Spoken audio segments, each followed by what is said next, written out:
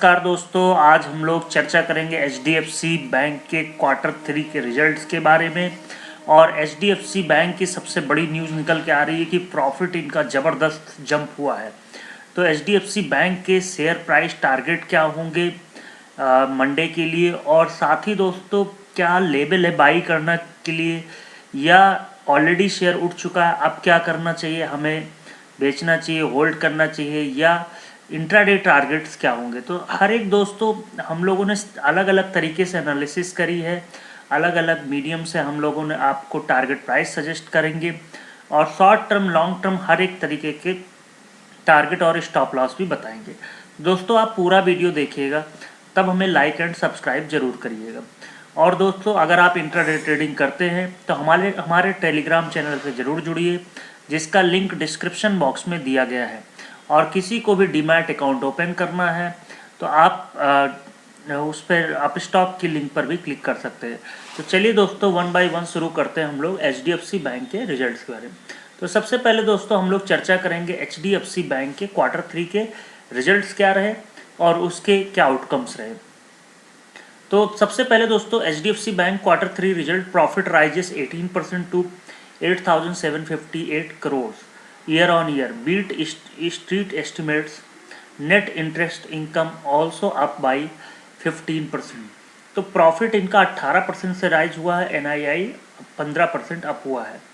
और साथ ही दोस्तों जो इन्होंने बीट किया है इंडस्ट्री एस्टिमेट्स को, तो brokerage firm showed that the private lender में net profit 7,629 crore, but analyst को बीट करते हुए डबल इससे ज़्यादा प्रॉफिट इनका आया है।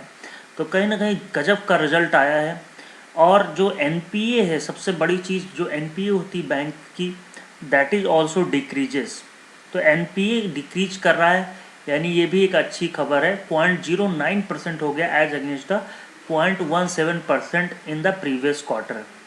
और दोस्तों the lender said the without accounting for supreme court's stand still gross NPA ratio was at 1.38%,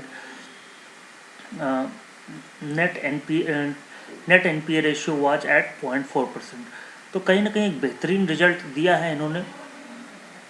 HDFC bank's advance grew 16% on year in the December quarter to ₹10.8 lakh crore.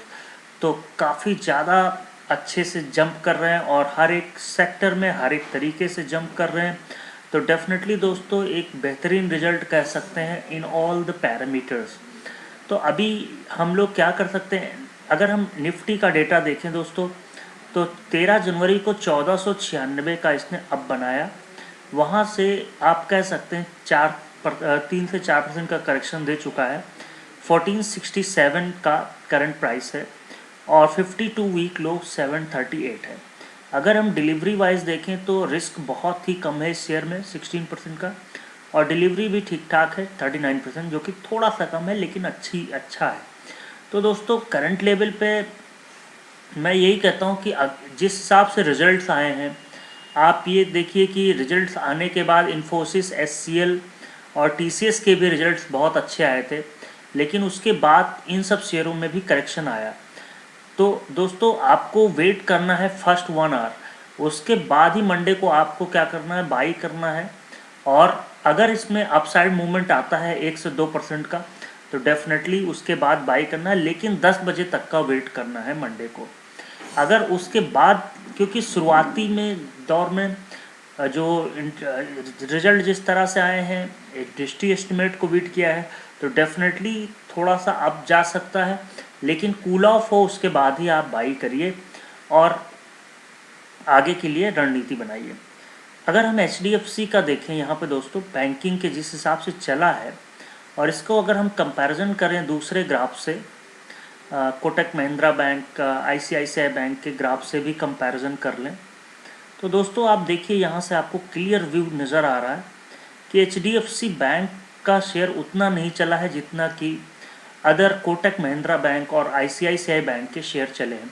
Blue graph जो है वो आपका एचडीएफसी बैंक का है और ICICI bank का red है, और ब्लैक जो ग्राफ है वो कोटक महिंद्रा बैंक है। तो अगर आप 3 अच्छे शेयर को देखें, लिस्टेड बैंक्स को देखें, तो एचडीएफसी बैंक का शेयर अभी उतना परफॉर्म नहीं किया है। तो एचडीएफसी शेयर का जो फर्स्ट टारगेट होगा उसके बारे में चलिए चर्चा करते हैं और पता लगाते हैं कि एचडीएफसी बैंक के टारगेट क्या होंगे। तो दोस्तों यहाँ से देखिए, आपको चार्ट दिख रहा होगा, एचडीएफसी बैंक ने का जो अप ट्रेंड लगा है वो 1423 से लगा है 1423। अगर आपका नज़रिया 3 मंथ का है, 1 मंथ का है, तो 1423 का स्टॉप लॉस लगाइए और लगभग जो बाई करिए 1445 के आसपास करिए। 1445 पे आप बाई कर लीजिए, 1423 का स्टॉप लॉस लगाइए और ऊपर के लेवल जो होंगे, पहला जो टारगेट है 1500 का फर्स्ट टारगेट है। देन हम लोग सेकंड टारगेट जो रख रहे हैं 1550 का रख रहे हैं। तो 1 मंथ में जो टारगेट है that will be the achievable target, 1550 का टारगेट लेके चल सकते हैं। आरएसआई न्यूट्रल है, इसलिए कोई दिक्कत की बात नहीं है। अगर हम दोस्तों थोड़ा सा लॉन्ग टर्म में जाएं, 6 मंथ के चार्ट से देखें, तो लगातार अप ट्रेंड में है। इसमें आप जो स्टॉप लॉस आपको लगाना है वो 1364 का स्टॉप लॉस लगाना है और ऊपर की तरफ हम लोग 1550 से 1600 तक के टारगेट देखने को मिल सकते हैं विद इन 6 मंथ। तो हम लोग अगर लॉन्ग टर्म का नज़रिया है तो 6 मंथ का लेके चलें, तो 1364 का स्टॉप लॉस लगाया, ऊपर तरफ 1600 के टारगेट। और अगर आपका नज़रिया 3 महीने का है या 1 महीने का नज़रिया है, तो 1 महीने के नज़रिए के लिए 1550 पे आप प्रॉफिट इसको बुक करें। और अगर आप इंट्राडे ट्रेडिंग कर रहे हैं, तो इंट्राडे ट्रेडिंग में अगर आप लेना चाह रहे हैं तो इसको 1453 के आसपास बाई करिए, 1453 के आसपास। और ऊपर का जो टारगेट होगा that will be the first target will be 1490, 1490 का फर्स्ट टारगेट होगा। तो 1453 पे बाई करना है और 1490 का फर्स्ट टारगेट होगा। स्टॉप लॉस जो रखना है वो 1445 रुपये का रखना है। तो ये थी दोस्तों डिफरेंट एंगल से हम लोगों ने शेयर एनालिसिस करी। उम्मीद है दोस्तों आपको पसंद आया होगा।